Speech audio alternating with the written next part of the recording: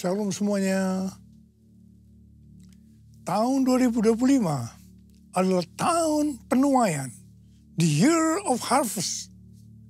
Ayat emasnya adalah Ulangan 11 ayat 13 dan 14 dan Yohanes 4 ayat 35. Kalau kita menyelidiki ayat-ayat yang merujuk pada penuaian atau harvest, maka terdapat beberapa jenis tuaian. Yaitu yang pertama, tuaian jiwa-jiwa yang terhilang dan membutuhkan pemulihan hubungan. Yang kedua, tuaian perluasan kerajaan Allah. Yang ketiga, tuaian berkat rohani dan jasmani. Yang keempat, tuaian hidup yang berbuah atau buah roh.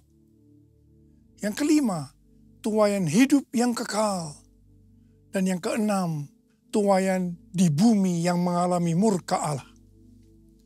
Saya percaya ke depan ini, Tuhan akan berbicara tentang hal-hal di atas.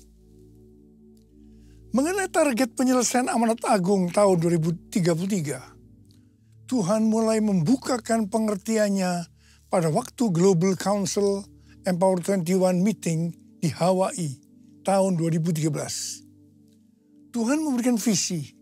Setiap orang, everyone, akan mendapatkan kesempatan untuk berjumpa secara autentik dengan Tuhan Yesus melalui kuasa dan hadirat Roh Kudus pada Pentakosta 2033. Terus terang kita semua bingung, termasuk Billy Wilson dan saya sendiri.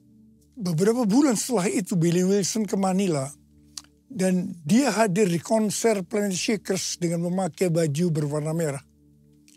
Tiba-tiba pimpinan Planet Shakers, yaitu Neil Smith, menyuruh berhenti. Dan dia bilang, ada pesan Tuhan untuk orang yang berbaju merah. Dia berkata, saya tidak kenal Anda. Saya tidak tahu siapa Anda. Tetapi Tuhan katakan, Anda harus berpikiran besar. Terus terang Billy Wilson kaget mendengar nubuatan itu. Karena selama ini dia berpikir, bagaimana ini bisa terjadi? Ternyata untuk itu perlu punya pikiran besar.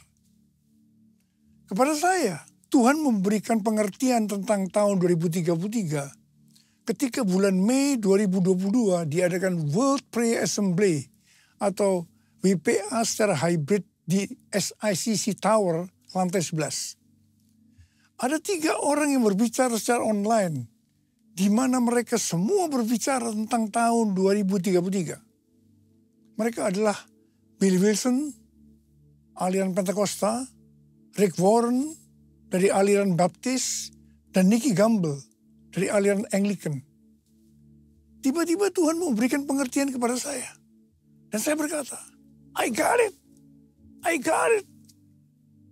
Nah, bulan Juli 2022, yaitu 2 bulan setelah pelaksanaan BPA tadi, waktu memulai renovasi Azusa Street Prayer Tower, saya bersaksi tentang hal itu. Di situ hadir Billy Wilson, Tim Hale yang saat itu menjabat sebagai Ketua Umum Church of God. Dan mereka pun menyambut baik kesaksian tersebut. Saya percaya ini merupakan konfirmasi bagi kita. Nah setelah itu, bulan Desember 2022, Billy Wilson dan Rick Warren mengumpulkan sekitar 26 orang pemimpin, kepala-kepala kegerakan dari kelompok-kelompok oikumene di New York untuk menyusun suatu pernyataan tentang panggilan kepada gereja sedunia untuk masuk ke dalam upaya penyelesaian amanat agung tahun 2033. Dikatakan, kita percaya bahwa dekade menjelang tahun 2033 akan menjadi dekade yang tidak pernah terjadi sebelumnya. Dan penginjilan kepada semua orang, everyone, di atas bumi akan terjadi. Setelah pertemuan itu, maka bulan Juli 2023, Empower 21 mengadakan kongres di Amsterdam dengan tema Everyone. Kemudian itu dilanjutkan dengan kongres Empower 21 Everyone Asia di SICC Indonesia pada tanggal 3 sampai 5 Juli 2024 dengan tema reaching every person on earth. Hari-hari ini banyak organisasi dan aliran Kristen termasuk Katolik karismatik yang meyakini target untuk menyelesaikan amanat agung adalah tahun 2033. Ternyata kepada saya, Tuhan tidak berhenti hanya tentang penyelesaian amanat agung tahun 2033 saja.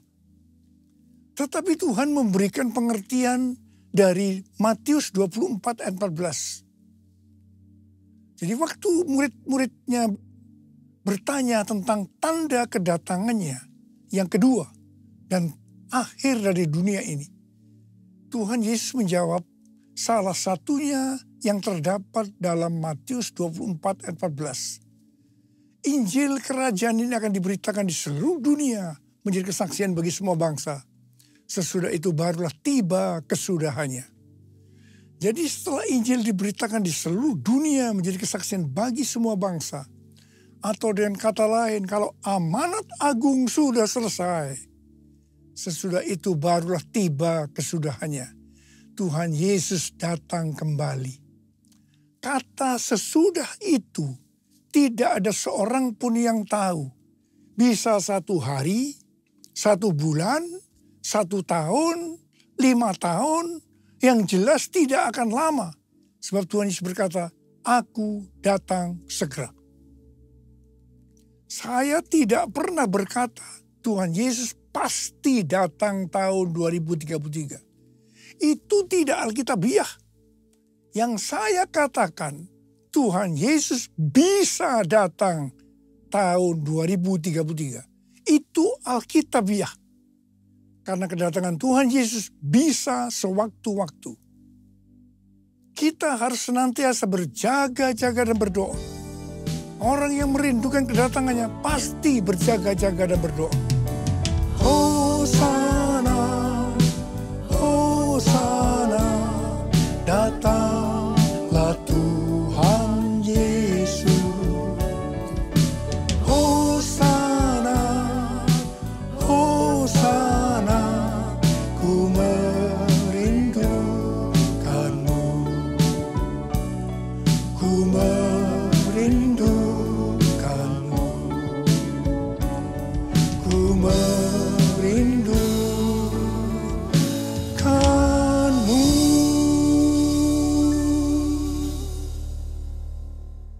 Rick Warren membuat kelompok yang disebut dengan Finishing the Task, menyelesaikan amanat agung, dengan menggunakan pendekatan 4B atau 4B. B pertama, Bibles.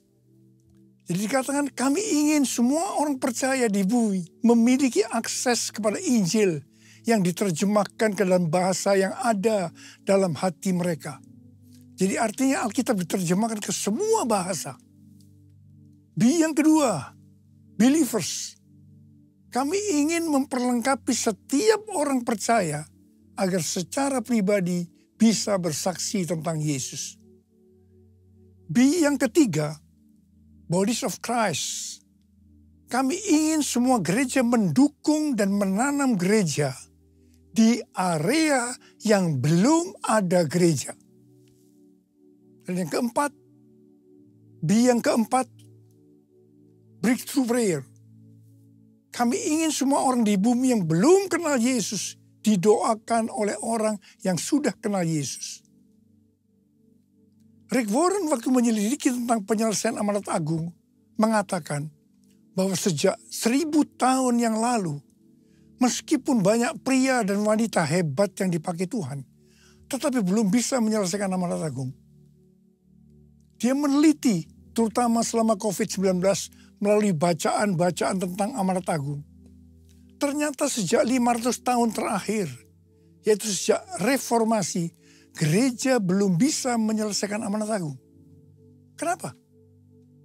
Jawabannya, karena tidak ada upaya untuk melibatkan seluruh gereja. Dalam hampir di setiap kesempatan untuk membawa Injil ke seluruh dunia, hanya dipimpin sekelompok kecil orang kulit putih dari barat. Mereka tidak memobilisasi seluruh gereja Kristus. sehingga mereka tidak mampu melakukan. Dan Rick Warren berkata bahwa target untuk menyelesaikan amanat agung adalah tahun 2033.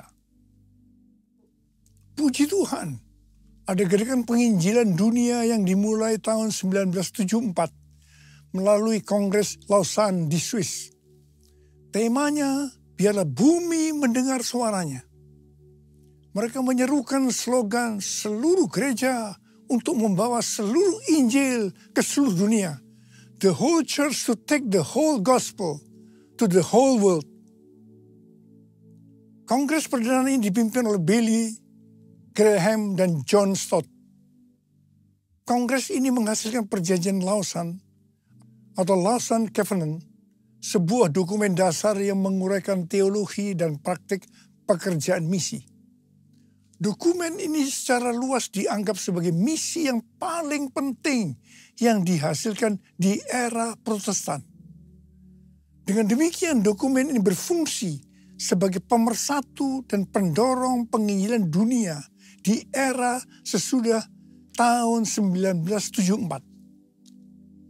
Sesudah itu, Kongres Lausanne ini dilanjutkan di Manila, Filipina, tahun 1984 dengan tema Beritakanlah Kristus sampai Dia datang.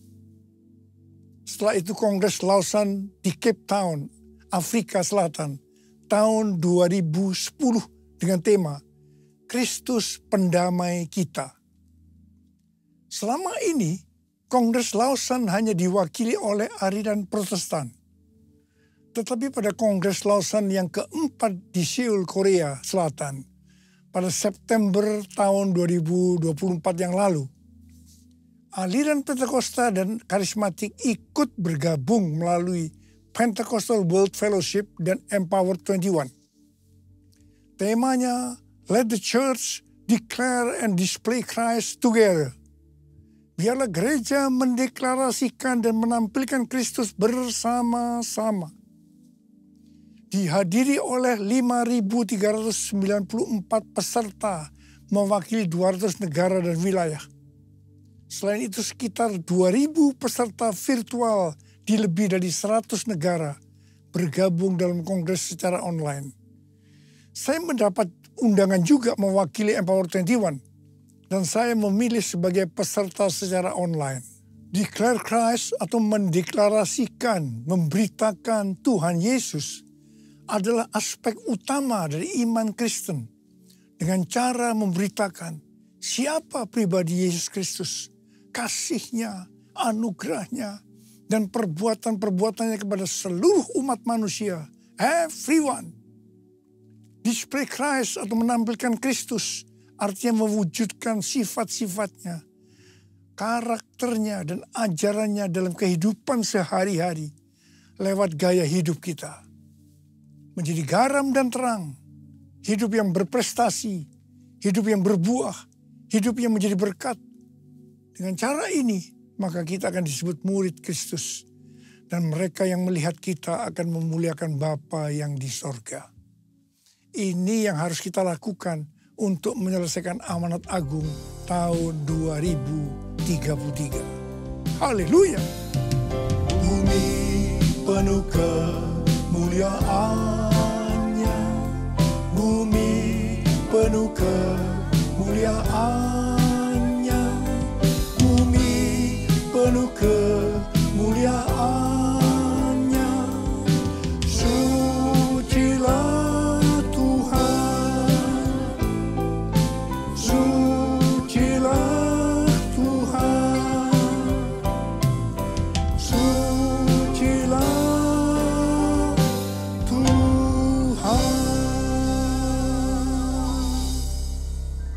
memasuki tahun penuaian ini, kita juga akan mengalami penuaian secara jasmani.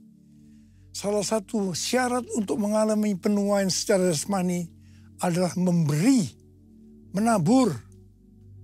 Dalam Mazmur 126 ayat 5 dan 6 dikatakan, orang yang menabur dengan bercucuran air mata akan menuai dengan sorak-sorai.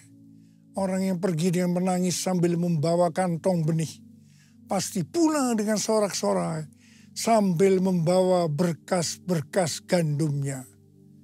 Di sini jelas dikatakan pada saat kita dalam kesusahan secara finansial, justru kita harus menabur supaya menuai dengan bersorak-sorai sambil membawa berkas gandumnya atau berkat-berkatnya. Hal ini juga yang dilakukan oleh Ishak. Pada waktu terjadi kelaparan, Ishak pergi ke Gerar kepada Abimelekh, raja orang Filistin. Ishak tinggal di Gerar setelah Tuhan menyuruh dia tinggal di situ. Sesuai dengan Kejadian 26 ayat 12 dan 13. Ishak menabur di tanah itu. Dan dalam tahun itu juga ia mendapat hasil 100 kali lipat. Ia diberkati Tuhan. Orang ini menjadi kaya, makin lama makin kaya. Sehingga ia menjadi kaya raya. Pada masa kelaparan, benih yang ditabur pasti persediaan untuk makanannya. Jadi waktu Ishak menabur, pasti dengan bercucuran air mata. Dia tidak tahu kapan kelaparan akan berakhir. Ishak menabur di tanah yang ditentukan oleh Tuhan. Hasilnya, Tuhan memberkati Ishak sehingga ia menjadi kaya. Makin lama makin kaya, hingga ia menjadi kaya raya. Haleluya! Dalam 2 Korintus 9 ayat 6 dan 7 dikatakan, perhatikanlah ini, orang yang menabur sedikit akan menuai sedikit juga. Dan orang yang menabur banyak akan menuai banyak juga. Hendaklah masing-masing memberi menurut kerelaan hatinya. Jangan dengan sedih hati atau karena paksaan. Sebab Allah mengasihi orang yang memberi dengan sukacita. Sehubungan dengan berkat atau kekayaan yang Tuhan berikan kepada kita, maka ada 3 macam teologi, yaitu yang pertama, teologi kemiskinan, yang kedua, teologi kemakmuran, yang ketiga, teologi penata layanan. GBI menganut teologi penata layanan. Dalam hal memberi, prinsip teologi kemiskinan adalah karena kewajiban. Bisa jadi tidak rela, sedih karena terpaksa. Sedangkan prinsip teologi kemakmuran, fokusnya hanya untuk mendapat sesuatu nantinya. Tetapi prinsip teologi penata layanan, kita memberi, kita menabur karena mengasihi Tuhan. Ini pasti dilakukan dengan sukarela. Dikatakan Allah mengasihi orang yang memberi dengan sukacita. Ada 3 macam respon dari orang percaya dalam hal memberi. Yaitu respon pertama, bagi yang memiliki hubungan yang intim dengan Tuhan. Mereka memberi dengan standar tinggi. Yaitu senantiasa berupaya memberikan yang terbaik untuk Tuhan. Sebagai contoh Maria yang intim dengan Tuhan. Mengurapi kaki Tuhan Yesus dengan rambutnya. Dengan minyak narwastu yang mahal harganya. Yaitu sekitar 300 dinar. Itu merupakan upah 1 tahun bagi seorang pekerja. Jadi sangat besar nilainya. Dan ini merupakan persembahan yang terbaik. Respon yang kedua, bagi mereka yang tidak intim dengan Tuhan. Mereka hanya dapat memahami bahwa memberi persembahan secara materi itu hanya sebagai hukum yang tertulis. Ketika yang lain sudah dengan tekun dan setia memberi persembahan persepuluhan, persembahan khusus, dan persembahan sulung, dia masih sibuk menyelidiki apakah persembahan-persembahan itu alkitabiah atau tidak. Respon yang ketiga, bagi mereka yang cinta uang dan pencuri kas milik Tuhan, seperti Yudas Iskariot, akan mengkritik orang seperti kepada Maria yang memberikan persembahan yang terbaik kepada Tuhan, yaitu minyak narwastu yang mahal harganya, dengan dalih, mengapa tidak diberikan kepada orang miskin saja? Demikian juga mereka yang termasuk orang-orang seperti ini akan menyamaratakan semua pendeta yang mengajar tentang memberi persembahan uang sebagai golongan pendeta yang mencari keuntungan dari jemaat. Bukan rahasia lagi bahwa cukup banyak pendeta yang takut untuk memberikan pelajaran tentang kebenaran, memberi persembahan uang. Apa akibatnya? Akibatnya baik pendeta itu maupun jemaatnya gagal untuk menerima berkat yang terbaik yang Tuhan sediakan. Kesimpulannya, memberi persembahan materi dalam kemurahan hati hanya dilakukan oleh orang-orang yang hidupnya intim dengan Tuhan. Orang yang benar-benar mengasihi Tuhan. Saya berdoa agar berkat yang terbaik dari Tuhan akan kita terima dalam tahun 2025 ini. Karena kita intim dengan Tuhan. Bless the Lord, oh my soul, oh my soul, worship His holy name. Sing like never before, oh my soul, I worship Your holy name. Bless the Lord, oh my soul, oh my soul, worship His holy name. Sing like never before, oh my soul, I worship Your holy name. I worship Your holy name. I worship Your holy name. Lebih dari 14 tahun yang lalu, Tuhan berbicara kepada kita tentang persembahan sulung.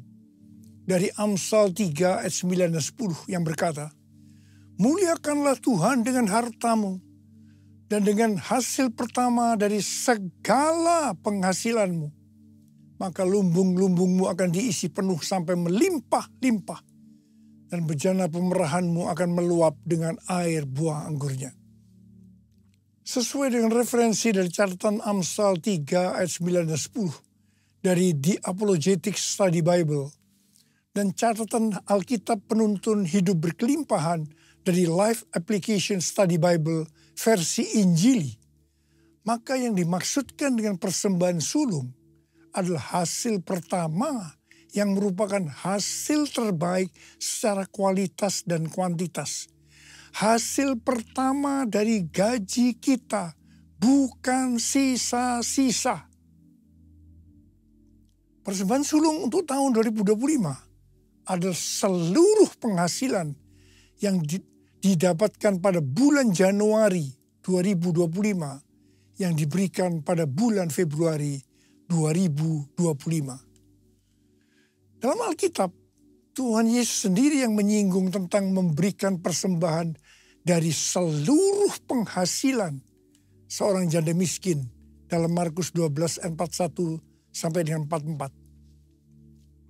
Pada suatu kali Yesus duduk menghadapi peti persembahan dan memperhatikan bagaimana orang banyak memasukkan uang ke dalam peti itu. Banyak orang kaya memberikan jumlah yang besar.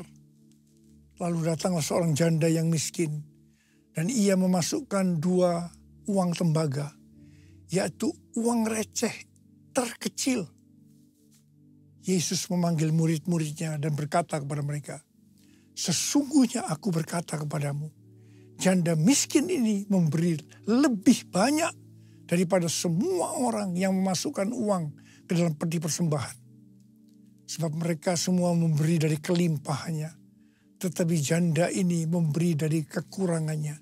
Semua yang dimilikinya, yaitu seluruh nafkahnya. Di sini Tuhan Yesus tidak melihat besarnya jumlah persembahan. Tetapi berapa persen dari penghasilannya yang dipersembahkan. Meskipun jumlah persembahan janda miskin itu relatif kecil dibandingkan orang kaya tadi. Tetapi Tuhan Yesus berkata, janda miskin ini memberikan lebih banyak dibandingkan dengan semua orang kaya itu. Mengapa? Karena persembahan yang diberikan janda miskin itu adalah seluruh nafkahnya. Yaitu seluruh yang dia miliki. Ini contoh memberi karena sungguh-sungguh mengasihi Tuhan. Persembahan sulung merupakan tolok ukur yang valid untuk menguji apakah kita memberi karena mengasihi Tuhan. Persembahan sulung diberikan dengan kerelaan hati dan ucapan syukur, bukan karena paksaan. Sekali lagi saya mau katakan, bukan karena paksaan. Amsal 11 ayat 24 dan 25 berkata, ada yang menyebar harta, tetapi bertambah kaya. Ada yang menghemat secara luar biasa, namun selalu berkekurangan. Siapa banyak memberi berkat, diberi kelimpahan. Siapa memberi minum, ia sendiri akan diberi minum. Tahun 2025 adalah tahun penuaian baik secara rohani maupun secara jasmani. Kita akan berkata bahwa tahun 2025 akan lebih baik dari tahun 2024. Kita akan mengalami berkat yang melimpah meskipun dunia mengalami kekacauan. Haleluya. Ada berapa banyak di antara saudara yang percaya bahwa tahun 2025 akan lebih baik dibanding tahun 2024. Karena kasih Tuhan selalu baru tiap pagi. Selalu baru tiap minggu. Selalu baru tiap bulan. Selalu baru tiap tahun. Ada berapa banyak berkata, Tuhan saya percaya tahun 2025 akan lebih baik dibanding tahun 2024. Mari angkat tangan kita. Katakan bersama saya. Aku percaya berkat-Mu atasku melimpah. Kebajikan, kemurahan selalu mengikutiku. Ku puji, ku sembah Kau Tuhan. Sekali lagi katakan. Aku percaya berkat-Mu atasku melimpah. Kebajikan, kemurahan selalu mengikutiku. Ku puji, ku sembah Kau Tuhan. Ku puji, ku sembah Kau Tuhan. Ku puji, ku sembah Kau Yesus. Mari angkat tangan kita di hadapan Tuhan. Berbahasa roh.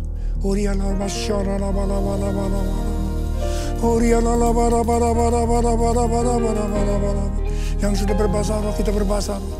Yang belum berbahasa roh, katakan haleluya, haleluya, haleluya. Kau berdoa buat anak-anakmu semua Tuhan. Mereka percaya, kami dengan iman berkata tahun 2025 akan lebih baik daripada tahun 2024. Terima kasih Tuhan. Terima kasih Engkau akan menggenapi ya Aba. Serahkan anak-anakmu dalam tangan-Mu. Berkati mereka, berkati mereka, berkati mereka. Mereka akan menuai dengan secara luar biasa. Berkat secara jasmani, secara materi. Dalam nama Yesus kami berdoa. Haleluya. Amin.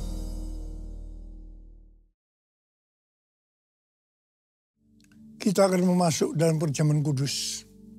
Kita akan mengingat ayat ini. Sebab setiap kali kamu makan roti ini dan minum cawan ini, kamu memberitakan kematian Tuhan sampai Ia datang. Perjamuan kudus adalah perjamuan Tuhan Yesus sendiri. Setiap kali kita masuk dalam perjamuan kudus, Tuhan Yesus selalu berkata, biarlah ini menjadi peringatan akan aku. Peringatan akan aku. Karena itu mari kita tundukkan kepala. Arahkan hati kita kepada kebaikan Tuhan. Saudara, mari. Bapa, siapakah kami sebelum kami mengenal Engkau? Kami semua orang berdosa. Upah dosa adalah maut, mati. Tapi Engkau tidak berdosa dijadikan dosa oleh karena kami semua. Engkau harus turun dari sorga mulia mati, ganti kami dengan penderitaan yang luar biasa. Sungguh kalau kami pikirkan betapa baiknya Engkau Tuhan. Kau jadikan kami sebagai anak-anak-Mu. Engkau memberkati, Engkau membela, Engkau melindungi, Engkau menyembuhkan kami. Engkau juga menegur kalau kami salah, ya Aba. Itu Engkau, ya Aba. Tuhan Yesus akan memberkati kita melalui perjamuan kudus. Tapi Tuhan mau kita makan dan minum dengan cara yang benar. Karena itu masing-masing sekarang introspeksi. Lihat keadaan diri masing-masing. Jangan menyimpan dosa. Kalau ada dosa yang Tuhan ingatkan yang belum diselesaikan dengan Tuhan, langsung minta ampun. Minta ampun supaya diberkati. Supaya diberkati. Tuhan, Kau melihat anak-anak-Mu yang sedang berdoa, Tuhan. Ampuni kami, ampuni Tuhan, ampuni kami, ampuni. Layakkan kami untuk masuk dalam perjamuan kudus. Kami akan masuk dalam perjamuan kudus dengan hati yang penuh ucapan syukur. Dalam nama Yesus kami berdoa. Amin. Sekarang, mari angkat roti di tangan kanan kita tinggi-tinggi. Sebab apa yang telah kuteruskan kepadamu telah aku terima dari Tuhan. Yaitu bahwa Tuhan Yesus pada malam waktu Ia diserahkan mengambil roti. Dan sesudah itu Ia mengucap syukur atasnya. Ia memecah-mecahkannya dan berkata, inilah tubuhku yang diserahkan bagi kamu. Perbuatlah ini menjadi peringatan akan aku. So yang dikasih Tuhan, bukankah roti yang kita pecah-pecahkan ini adalah persekutuan kita dengan tubuh Kristus. Mari kita makan dalam nama Yesus.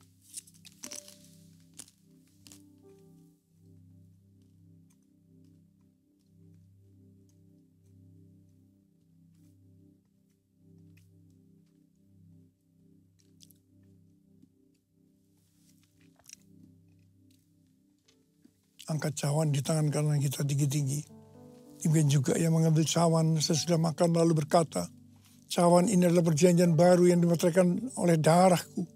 Perbuatlah ini setiap kali kamu meminumnya menjadi peringatan akan aku.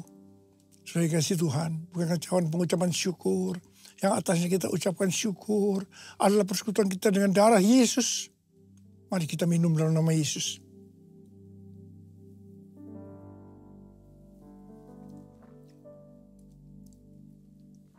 Angkat tangan kita. Ucapkan syukur dengan suara, jangan diam.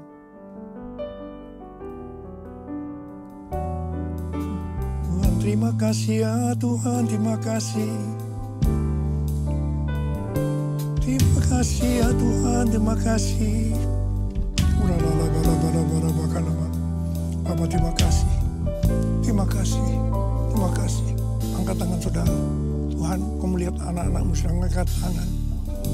Engkau saat ini sedang menyembuhkan yang sakit. Engkau sedang membebaskan yang terikat. Engkau menghibur yang susah. Engkau menguatkan yang lemah. Memberikan pengharapan-pengharapan yang baru bagi yang datang negara putus pengharapan. Yesus Engkau baik. Engkau baik dan sangat baik bagi kami semua. Bapa terima kasih. Terima kasih ya Tuhan. Terima kasih. Terima kasih. Terima kasih. Tuhan terima kasih Tuhan. Urapi kami, terima pengurapan Tuhan, terima. Terima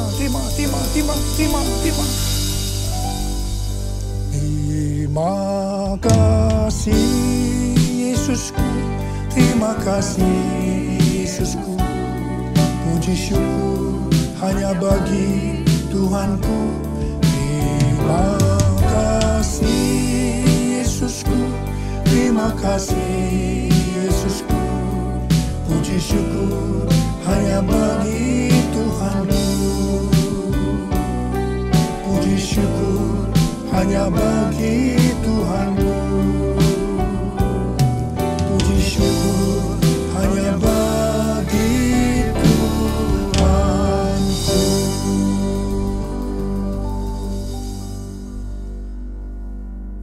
Sekarang terimalah berkat Tuhan.